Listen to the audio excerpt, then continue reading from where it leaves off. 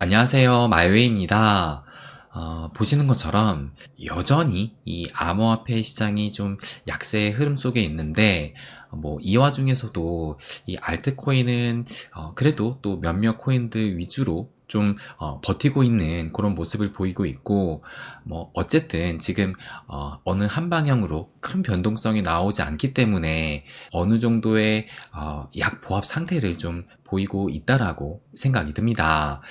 그래서 오늘은 시장 상황을 잠깐 좀 살펴보고, 이 투자에 있어서 좀 굉장히 중요한 부분에 대해서 말씀을 좀 드리려고 준비를 했어요. 그래서 오늘 이야기에 또 중요한 교훈이 좀 숨어 있다라고 생각을 합니다.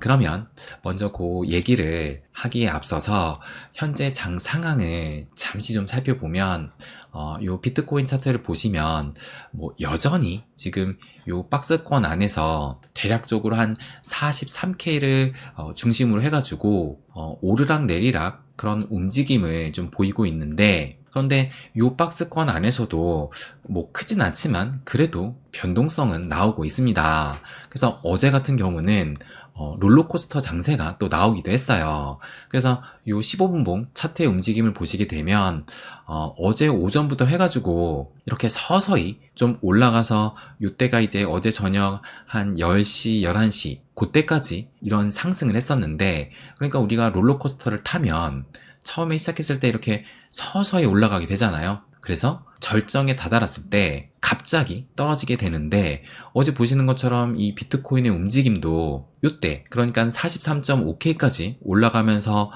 절정을 맞더니 갑자기 또 요런 급락이 나왔습니다.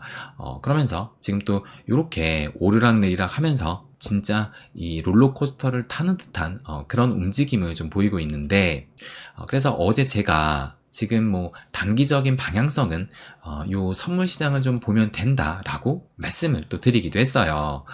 그런데 제가 요것보다는 좀 보기 쉽게 표시를 한 요것으로 좀 보여드리면, 조금 전에 말씀드린 대로 어제 저녁까지 요 43.5K, 그러니까 43K 중반까지 상승을 하면서 요 숏배팅 물량을 좀 살짝 청산을 시켰는데, 그리고 나서 또 이렇게 급락을 하긴 했지만, 여전히 지금 보시는 것처럼 이 41K에서 42K 요 사이에 롱배팅 물량이 집중적으로 좀 쌓여 있는 것을 알 수가 있고, 또 마찬가지로 요 숏배팅 물량도 44K 부근에서 여전히 이렇게 좀 집중적으로 쌓여 있다는 것을 알 수가 있어요. 그러면 현재의 모습을 좀 다시 보시게 되면, 보시는 것처럼 여전히 이 숏배팅 물량, 롱배팅 물량이 쌓여 있는 상황인데, 근데 현 시점에서는 이 롱배팅 물량보다 요 숏배팅 물량이 좀 더 짙게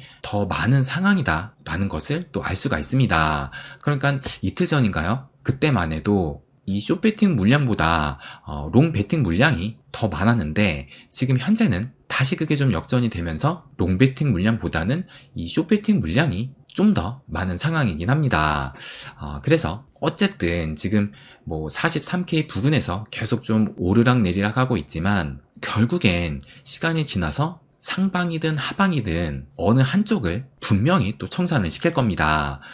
그것으로 좀 단기적 방향성을 볼 수 있을 것 같은데, 그래서 현 시점은 이 선물 시장을 좀 관심 있게 지켜보면 그 흐름을 좀 알 수 있지 않을까 생각이 듭니다.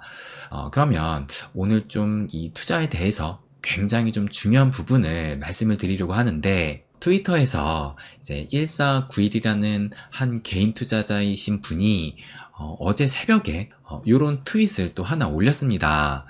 그러면 요것을 좀 잠깐 읽어드리면, 이 늦은 밤에 후배에게 전화가 잠시 통화했는데 내용은 테슬라 때문에 너무 힘들다는 이야기, 정말 많이 힘들어 보였음. 엔비디아를 130달러에서 모두 정리하고 테슬라로 넘어왔는데 팔고 얼마 안 돼 AI가 터지면서 주가는 급등을 했고 자신의 선택을 너무나 후회한다고 함.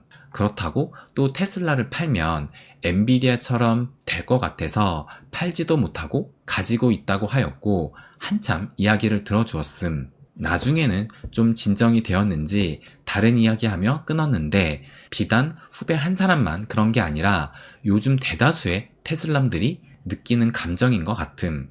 요렇게 글을 써주셨어요.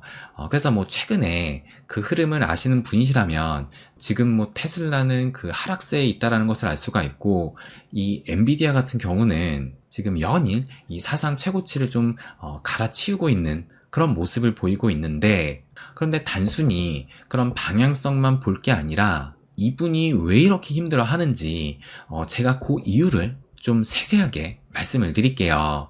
그럼 그 힌트가 이분께서 지금 엔비디아를 130달러에 모두 정리를 했다라고 하는데, 그러면 이 엔비디아가 130달러였을 때가 언제인지 그곳을 한번 좀 체크를 해보면 제가 이렇게 표시를 해놨어요. 그래서 요 주황색 점선이 보시는 것처럼 130달러 부근인데, 그래서 130달러였을 때가 요 화살표 요때랑 또 요때입니다. 그러니까 요때는 2022년 9월달이고 요때는 2022년 10월달이라는 것을 또 알 수가 있어요. 그런데 아마 요 둘 중에 어느 시점에서 엔비디아를 팔고 테슬라를 갈아탔을까 생각을 해봤을 때 여기보다는 저는 여기였을 것이라 생각을 합니다. 그러니까 9월달에 이 엔비디아를 정리하고 갈아탔을 가능성이 더 높다라고 생각을 해요.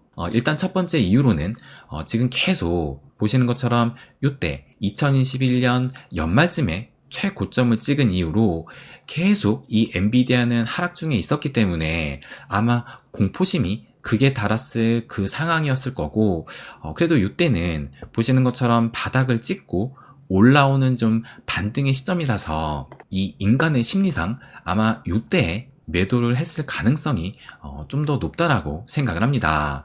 그래서 이때의 그 낙폭을 보면 보시는 것처럼 뭐 대략적으로 볼게요. 지금 이 낙폭이 2021년 고점 대비해서 이렇게 하락을 했으니까 무려 마이너스 60% 이상 하락을 했기 때문에 아마 진짜 이때 뭐 코인도 아닌데 지금 주식을 했는데 마이너스 60%이기 때문에 그 공포심은 또 매우 컸을 거라 생각을 해요.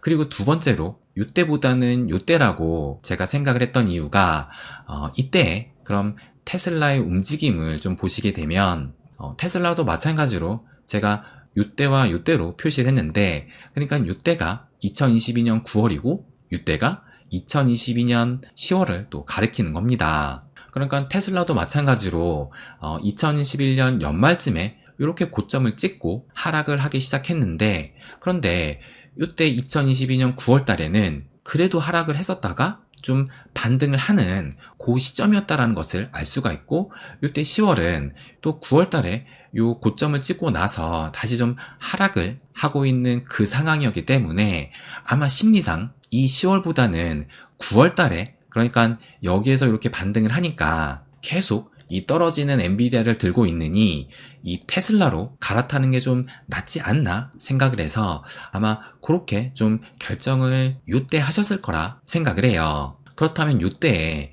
이 테슬라의 최고점 대비 그 하락폭을 보시게 되면 보시는 것처럼 이 테슬라 같은 경우는 이 최고점 대비해서 마이너스 26%니까 좀 전에 엔비디아가 마이너스 60%인 거에 비해서 이 테슬라 같은 경우는 이때만 해도 상당히 선방을 했었습니다. 그런데 문제는 그 이후에 이 엔비디아와 테슬라가 어떻게 움직였는지 그것을 체크를 또 해보면, 그래서 이때 갈아탔다라고 추정을 해본다라면 지금 현재 주가가 지금 뭐 이때 갈아탔을 때보다 오히려 더 하락을 해가지고 현재 그 수익률을 아마 추정을 해본다라면 마이너스 40%, 그러니까 거의 반토막이 났다라는 겁니다. 그런데 이 엔비디아 같은 경우는 이제 130달러에서 팔았으니까 그 시점으로부터 지금 얼마나 상승을 했는지 또 체크를 해보면 참 대충 봐도 좀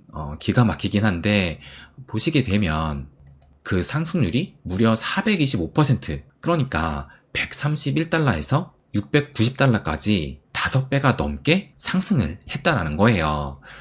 그러니까 이 시점에서 엔비디아를 팔고 테슬라를 갈아탔는데 정작 이 테슬라는 지금 반토막이 난 상황이고 내가 팔아버린 이 엔비디아는 그 시점으로부터 무려 5배 이상 상승을 한 거예요. 이러니까 당연히 또 힘들 수밖에 없을 겁니다. 그런데 사실 이 반토막이 난 것이 힘들다기보다는 그래도 아무래도 또 테슬라기 때문에 회복을 할 수 있는 그 가능성은 또 생각을 할 수 있기 때문에, 그래서 사실상 이 반토막이 나서 힘들다기보다는 아마 요 엔비디아가 내가 팔고 나서 무려 5배 이상 상승을 했기 때문에 아마 여기서 오는 그 박탈감으로 좀 전에 그 후배분은 엄청난 지금 그 고통을 느낄 것이라 생각을 합니다.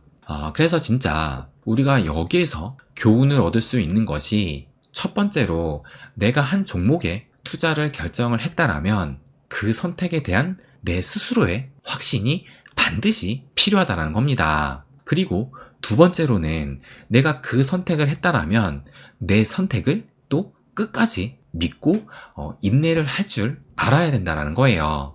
그래서 이것이 비단 뭐 남 얘기가 아니라 우리의 얘기가 또 될 수도 있다라고 생각을 합니다. 또 요것을 보니까 이 리플이 또 생각이 안 날 수가 없을 거예요. 그래서 제가 어제도 저희 회원님께는 또 리플 관련된 말씀을 또 드리기도 했었는데, 일단 며칠 전에 보시는 것처럼 이 리플이 갑자기 좀 상승을 하면서 600원대에 있다가 700원을 넘어서서 요 726원까지 또 터치를 했었는데, 그런데 그 이후에 다시 이렇게 진짜 또 리또석을 보이면서 요 상승 전에 그 가격대로 또 돌아왔습니다.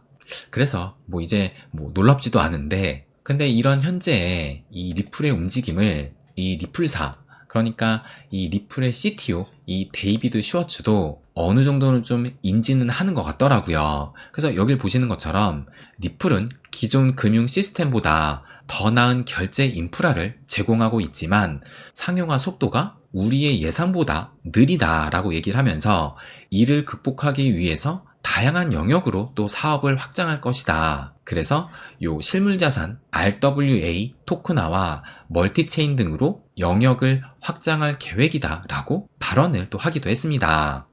그러면서 제가 이제 이 리플에 관해서 또 말씀을 드렸는데, 그래서 뭐라고 말씀을 드렸냐면 제가 요 썼던 요 부분을 한번 읽어 드릴게요. 현재 리플 홀더분의 고민이 클 것이라 생각이 됩니다.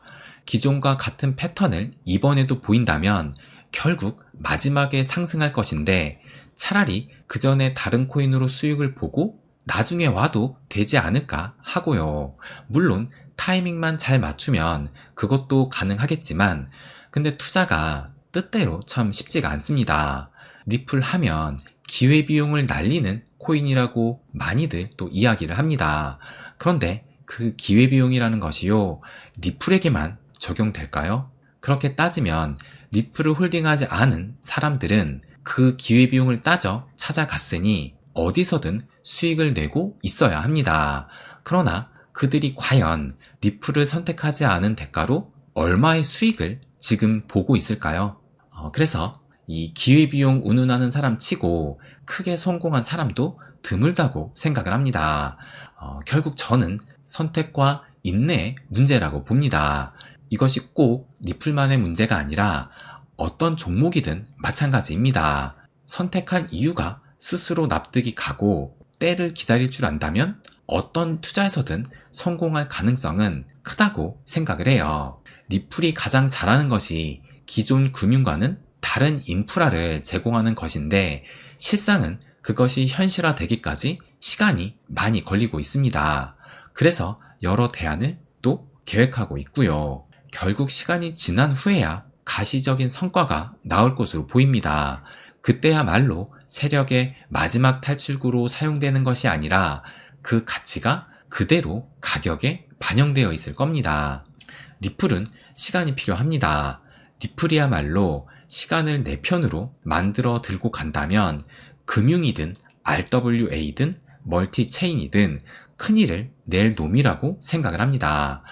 그래서 저는 죽이 되든 밥이 되든 들고 갈 생각입니다. 뭐 제가 리플만 투자하는 것도 아니고 또 다른 투자에서 수익을 챙기면 되기 때문에 긁지 않은 복권 하나 들고 간다라는 생각으로 이 리플을 끝까지 홀딩할 생각입니다. 그런데 이것은 저의 계획일 뿐이에요. 여러분도 나름대로의 리플을 들고 가는 이유를 생각해 보셨으면 합니다. 그 이유가 스스로 납득이 가지 않는다라면 그것이 정답이고 그것에 맞는 실행을 해야 한다라고 봐요. 모두가 같은 상황일 수 없고 또 같은 사고도 하지 않으니까요. 그래서 여러분만의 생각을 깊이 해보셨으면 합니다. 라고 이렇게 또 말씀을 드렸습니다. 그러니까 이 얘기가 뭐 리플만의 이야기가 아니라 뭐 앞서도 말씀드린 것처럼 뭐 테슬라든 엔비디아든 뭐 리플이든 우리가 어떤 선택을 하고 또 이 투자를 하는 데 있어서 반드시 내 선택에 대한 스스로의 확신과 그리고 그 선택을 믿는 인내의 시간은 꼭 필요하다라고 말씀을 또 드리고 싶어요. 그래서 제가 뭐 전에도 말씀을 한번 드렸지만 투자도 마인드고 인생도 마인드라고 생각을 해요. 그래서 모든 것이 이 마인드라고 생각을 하는데 결국 이 마인드라는 것이 내 자신에서 나오는 것이기 때문에 내가 어떻게 사고를 하고 어느 관점에서 바라보고 또 결과적으로 어떻게 실행에 옮기는지 이 모든 것이 내 마인드에서 그러니까 내 자신에서 나온다는 것이고 이것이 이 투자에서는 가장 중요한 부분이다라는 것을 말씀을 또 드리고 싶습니다. 그래서 제가 조금 전에 보여드린 요 이야기를 또 우리는 반면교사 삼아서 우선 가장 먼저 내가 투자를 하는 데 있어서 진짜 내 스스로의 확신이 있는지 그 부분을 확고히 좀 해야 된다라고 생각을 하고 그리고 내 선택을 믿는다라면 그 선택의 결과가 나타날 때까지 기다릴 수 있는 이 인내의 능력이 반드시 좀 필요하다라는 것을 말씀을 또 드리고 싶습니다. 네, 그럼 오늘은 여기까지 하겠습니다. 항상 제 이야기 끝까지 들어주셔서 감사드립니다. 부자가 되는 길, My Way.